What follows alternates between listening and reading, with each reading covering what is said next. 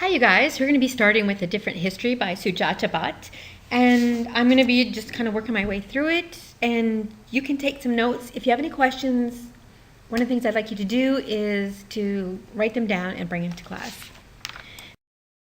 This is the first poem that we're going to be coming back to, and I just want to remind you about a couple of strategies as you start working your way through the poems. One of the strategies is you can complete a TP cast sheet.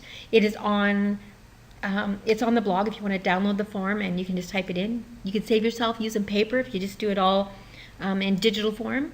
Remember, the TP cast is title, paraphrase, connotation, attitude, shift, theme, and back to the title. So one of the things you can do is fill in the blanks, and basically what you do is think about the title first. Does the title, kind of make you think anything? So those are the first impressions of the title.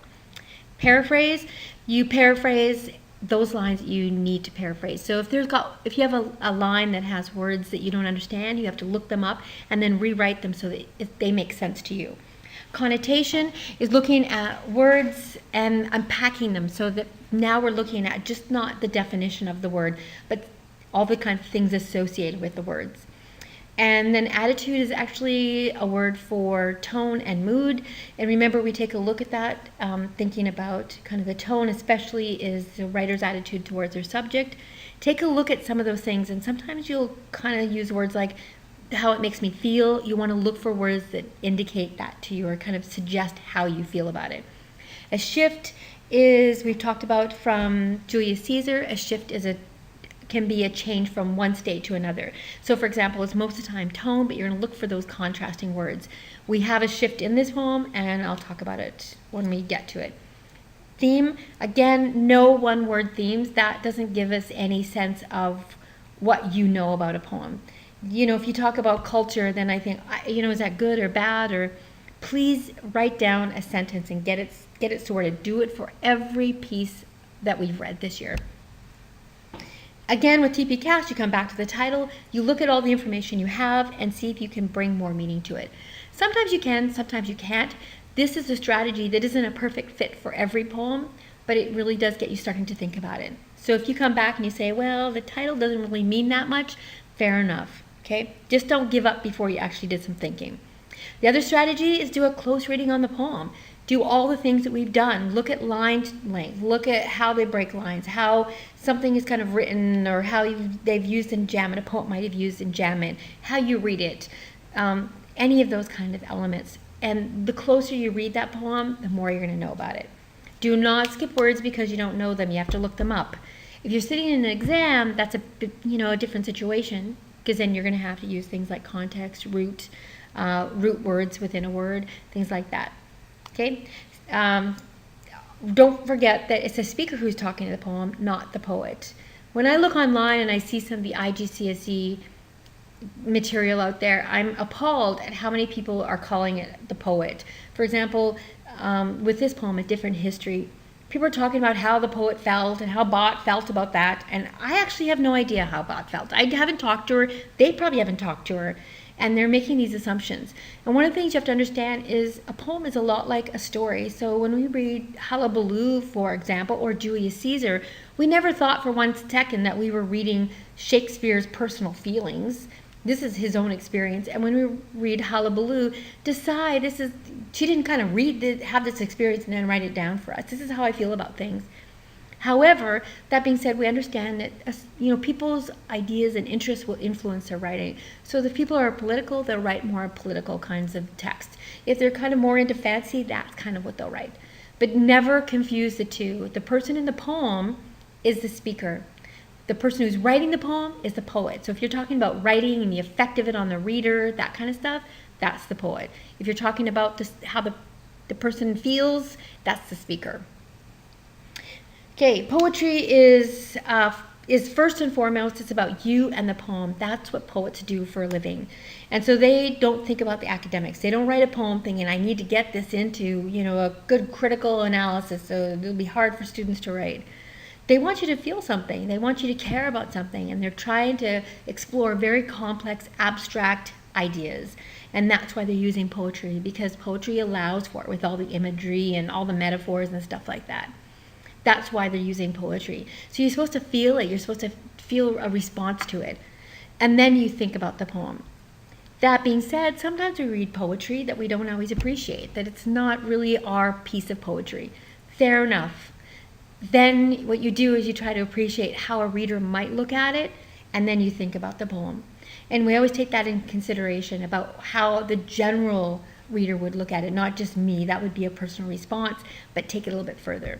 So those are things I want you to think about as you go into poetry and you're working on your own.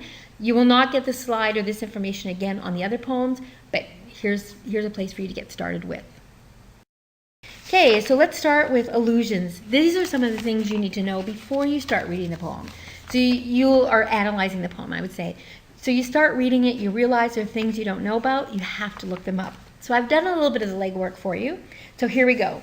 Pan is an allusion from Greek mythology, and Pan represents fertility, spring, kind of rebirth, or kind of fertility and the ability to create. So lots of times Pan is linked to those kinds of things. And Pan is often seen as, I'm sure you've seen him, because I've seen a movie just recently, something about Percy and his adventures, and then what you have is that kind of half man, half animal, like goat or something like that, a horse goat kind of thing.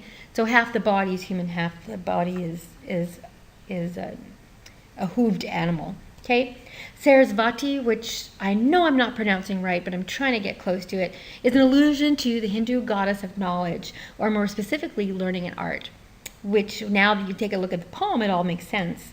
Snakes and monkeys. Snakes represent power, mystery, birth, death. Birth and death because they shed their skin. And then fertility. So we're hearing that kind of word coming in. So that might be something to look at. Monkeys represent power and strength. And so we've already done a little bit of work with monkeys based on Hullabaloo and the Guava Orchard, but animals in general are very sacred in Hindu culture. And touching a book with your foot.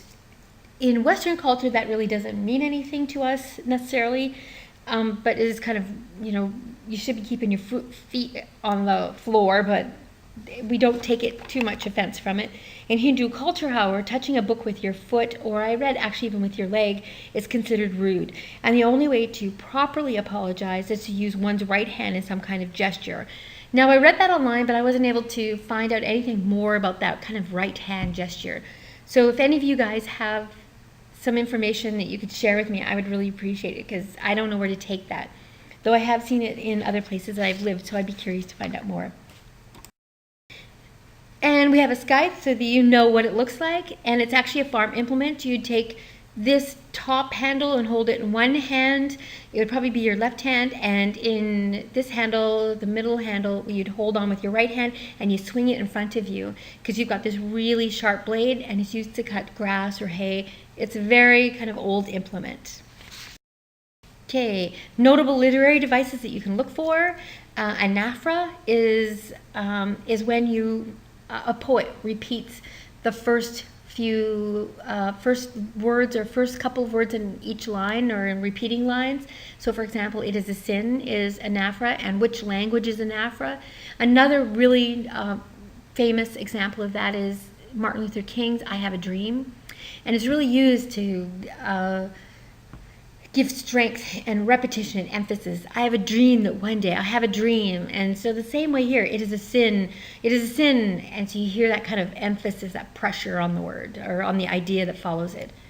Okay, metaphor, conqueror's face, metonymy, oppressor's tongue, for example, rhetorical questions, which you should be able to identify, allusion, which I've already talked about, and of course, imagery.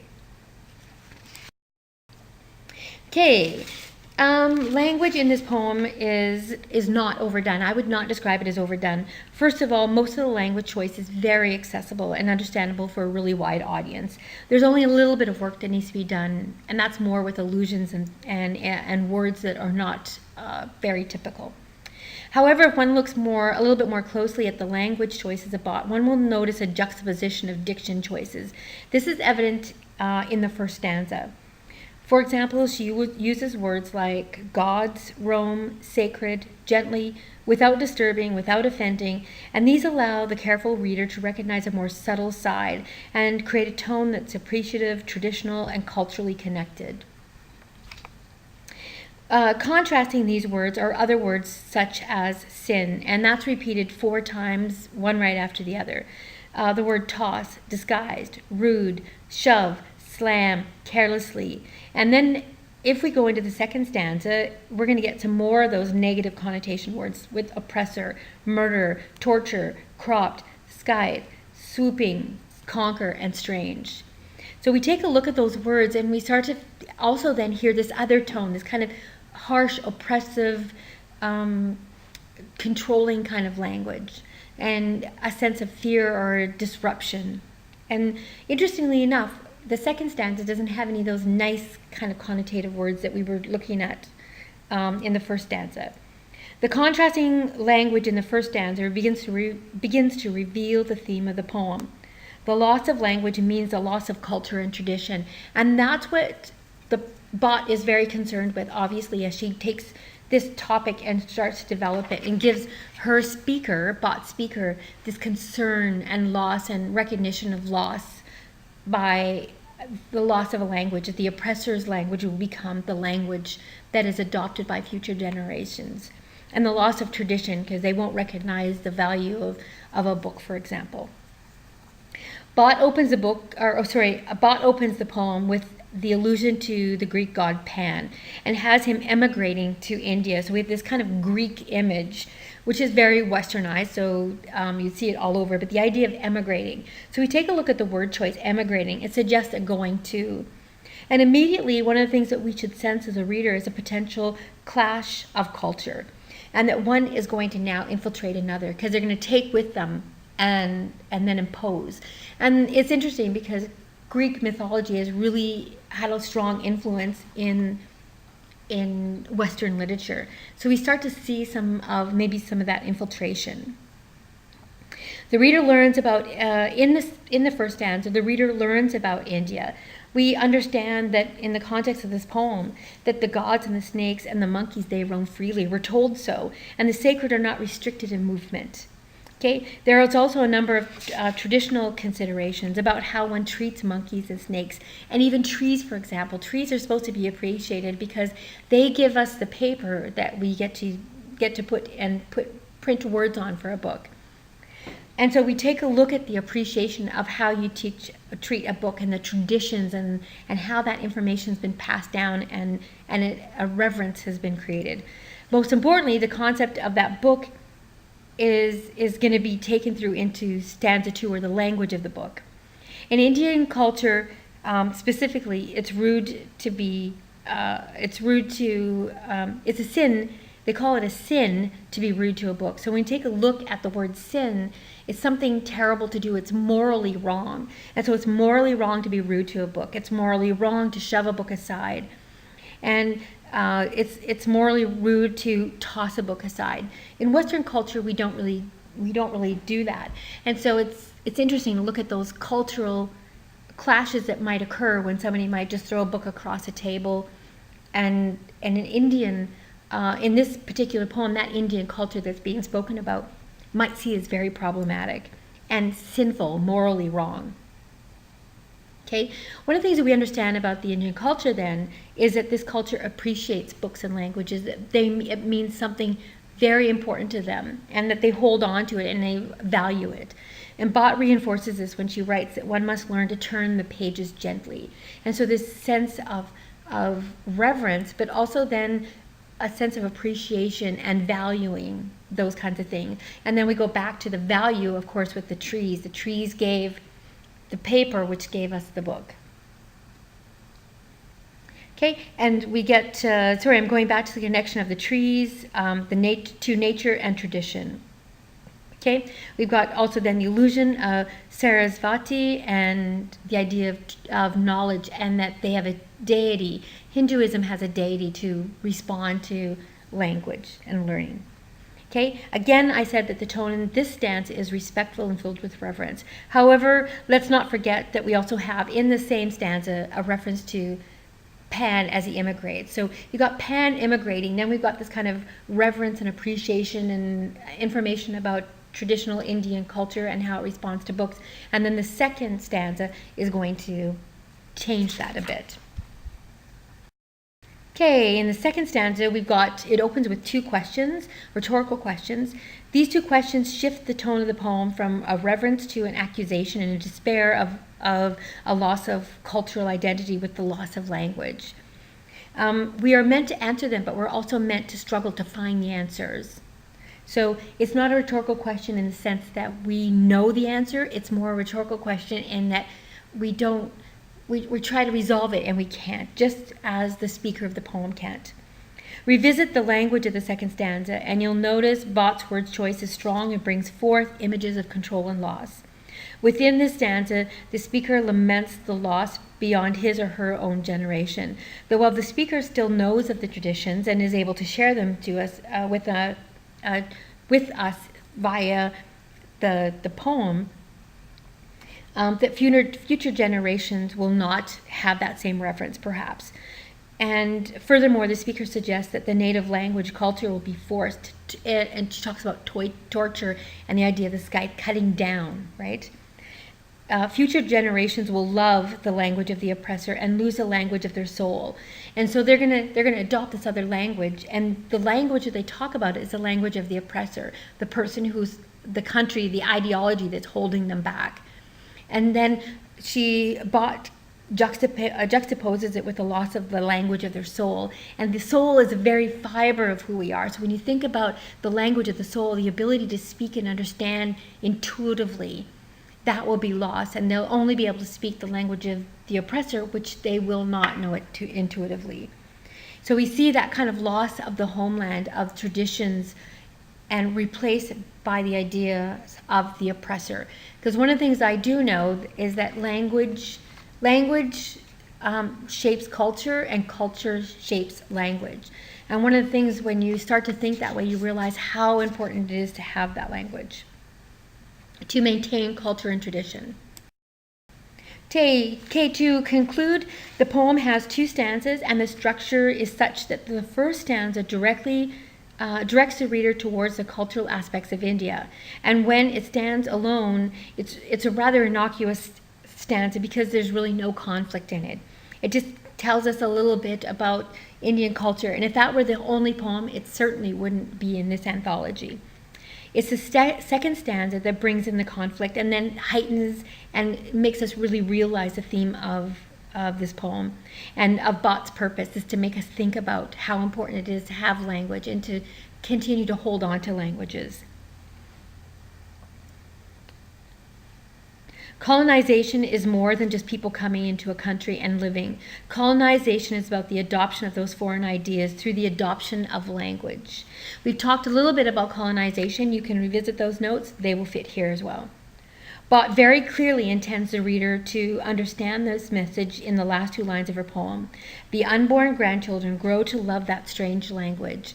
And so the idea that generations down, so we've got a couple more generations, that they will love, and that she calls a language strange, because to the speaker of this poem, this language is not something that he or she understands, that the speaker is still distant from that language, though is able to use it. Because ironically, the poem is written in English.